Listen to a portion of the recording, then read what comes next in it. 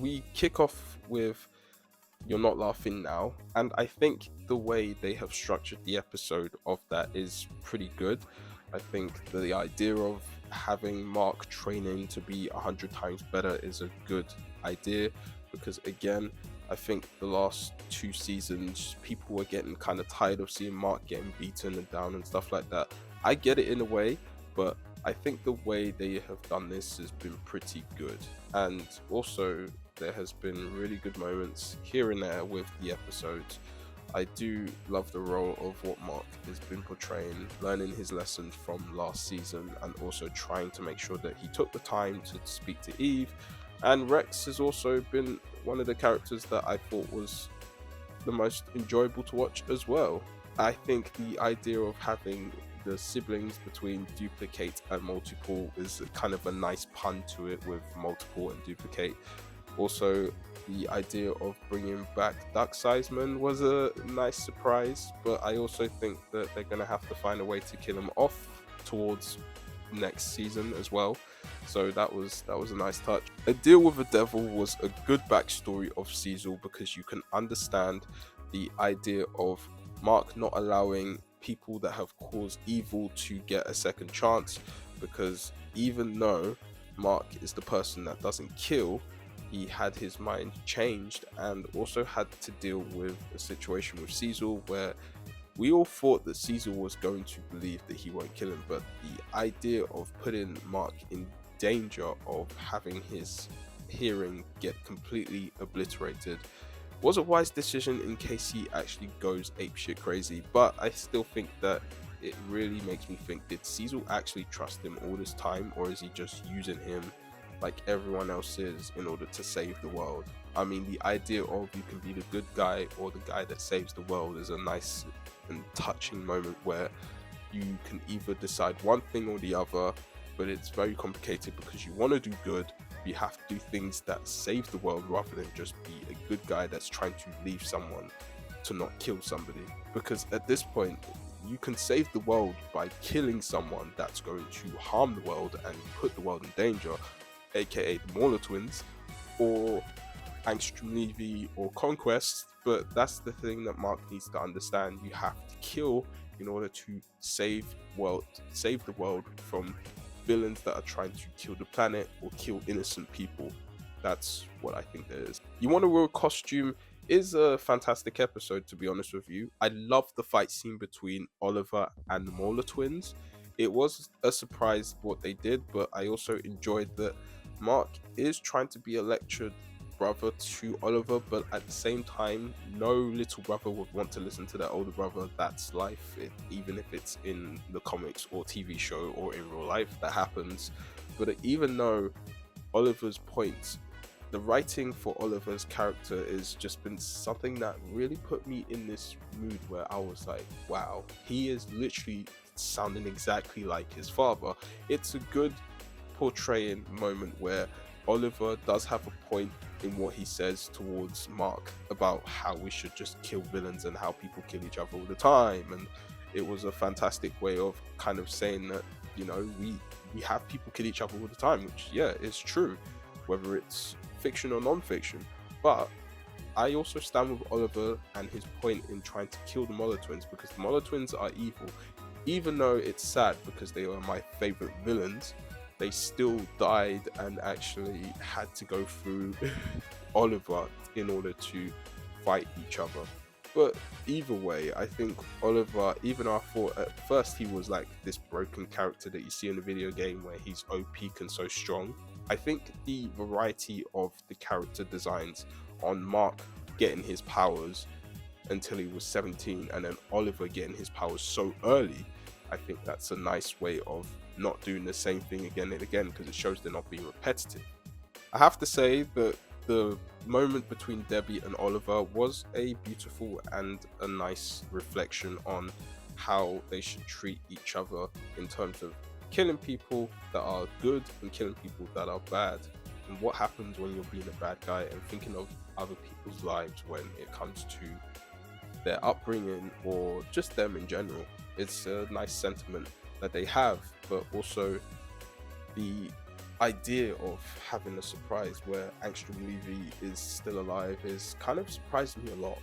Also, You Are My Hero is a good reflection on what is yet to come for Invincible seasons 4 and probably towards season 8 as well, because I heard there's going to be 8 seasons of Invincible, which is something that I am not actually going to be a bit turned off by, because I think even though Invincible has 8 episodes, it's not overstaying its welcome. If it was about 15 episodes long, then yeah, sure, maybe I would be bored, but it's only 8 episodes. 8 episodes goes quick as a flash sometimes, and you don't even think about it because you're too busy enjoying the episode bit by bit.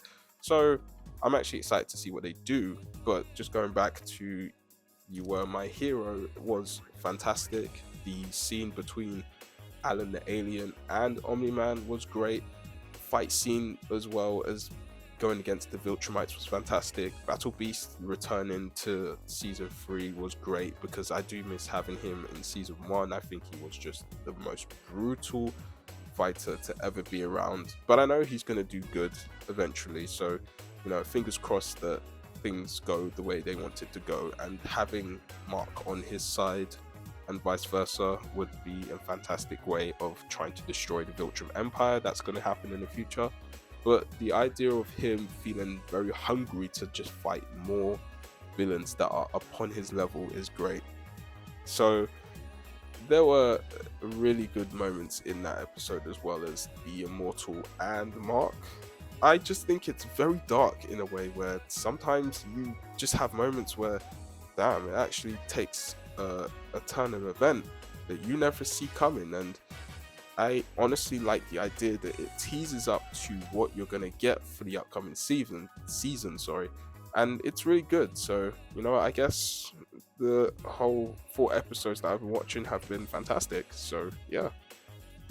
If I had to pick my nitpicks on the season of Invincible, it would have to be the animation. Season 2 and 3, some of the animations are not up to par with season 1 animation, and I have a slight problem with that, because I'm worried that that might carry on for season 4, but I hope that Skybound animation actually puts in a bit more touches on the animation, because if that carries on, then it's going to turn people off and make it seem like they're not doing a better job at it. I thought season 3 trailer was a good animation design, but unfortunately season 3 anime didn't really live up to the expectations that I had for the season 3 trailer that I watched. But even though the scenery, the environments, they all look great. I mean, I like the detail of some of the environments that they've designed. But to be honest with you, I think don't go into this thing expecting realism in Invincible. Go into this thing with their own style of drawing and their own style of animation. But again, I still think that it needs to kind of upgrade a little bit in terms of the movement of punching and kicking and flying. Anything like that, I think they need to put a bit more tweaking into it. Okay, so we're just about in the next part of the video. Sorry, I forgot to add more footage to this, but episode 5 was my least favorite if I had to pick one, but it's still a good episode. I liked it when it was actually just a less intense battle between some parts of the characters, and I also think that it's about time we get something where we have more of a chilled out but less of an impactful, less of a grimish kind of thing, even though the first part of episode 5 was a bit grim with multiple. But I thought it was nice, to just have a laid back moment with where Mark, Eve, and Oliver and Debbie just spend time together and all of that. It's okay. But for episode 6, I think that was more of a darker turn in the show, where you've got Powplex and his family that still couldn't let go of what happened between Invincible and Omni-Man, and blame Invincible entirely for the deaths of those people, including Powplex's close friend and sibling, which is unfortunate. If you stick around longer in the episode for episode 6, then you will understand how shockingly intense it was when you start to realize the Invincible War is happening. And in my opinion, I was more shocked that Angstrom Levy managed to pull this off despite having different universes or dimensions to face off or run away from Mark in the second season of the episode. I just think Angstrom Levy is a really good villain and they wrote him very well. He just really does add a lot to the flavor, so it's great to see him back in season 3. And Stephen Ewan does a fantastic job at voice acting so many versions of Mark, which honestly express different emotions. It really surprised me how some of these Invincibles do reminisce of close ones that are in Mark's world, with William and the mom, Debbie, obviously, and also just, they felt a certain way about it. It expressed the characters pretty well. There's one that went crazy, one that is wholesome, one that hates Eve. It's just a good character design to have for Skybound to really design pretty well. And even though they saved the best till last, I really wish it was the entire thing, but the animation for episode 7 was pretty good. Same with episode 8, despite one little nitpick that I have. Whilst I was watching it, I noticed that Conquest is supposed to have one eye, right? But why does he have 2 eyes? I don't know. That really threw me off a little bit. Again, this is only a slight mistake, which I can understand. But yeah, this is where I feel like it makes me question how much time they have left to animate the entire season of the 4th season, as I'm hearing that the voice acting is already done, but I also think the writing is also done too. But I don't blame the writers and I don't blame the animators for this either. I kind of blame Amazon for trying to give them these sort of deadlines to try and finish them all up so they can promote the show, and it might scare me a little bit because I think the show might be a bit rushed to the point where it's going to be less enjoyable to watch the show and also shatter their expectations in trying to see what happens in season 4, and less people are going to be looking forward to season 5 of Invincible if it carries on like this, because that would be intense, I'd say the least. But going through episode 8, I think is one of the best finales that I've seen so far. I can't really say which one of the best finale is the best, because either way it felt like a proper battle. And I know that some people are going to get a bit annoyed and degraded by Mark's fighting standards because, obviously he's supposed to be stronger, he's trained under Cecil, all of that jazz. But I ask you this, what if Mark was able to outshine Conquest? Would you guys be enjoying the battle as much as you did now?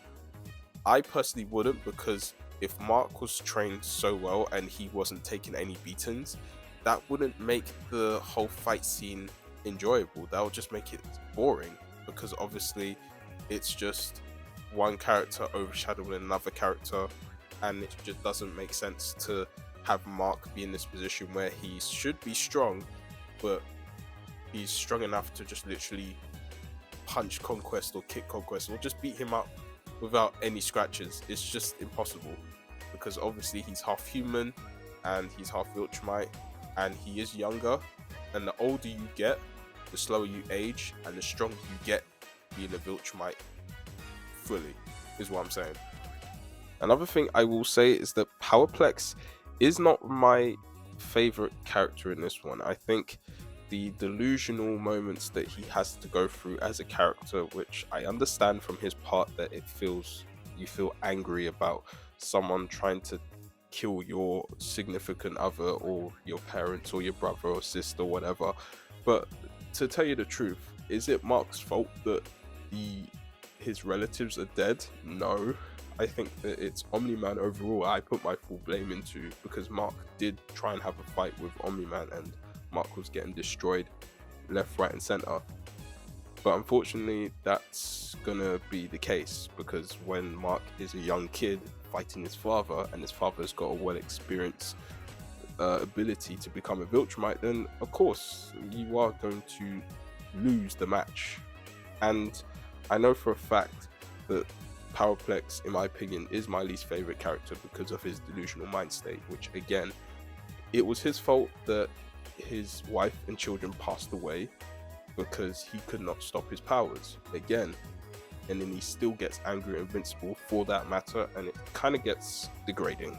So, in conclusion, despite all the shortcomings for the animation, season 3 of Invincible has nearly all of my favorite episodes by far. There's been great writing, great character developments, great fight scenes, good animation in the last 2 episodes for sure, but I also think that looking forward to seeing how they're going to do things in season 4, and yeah, bring it on, man.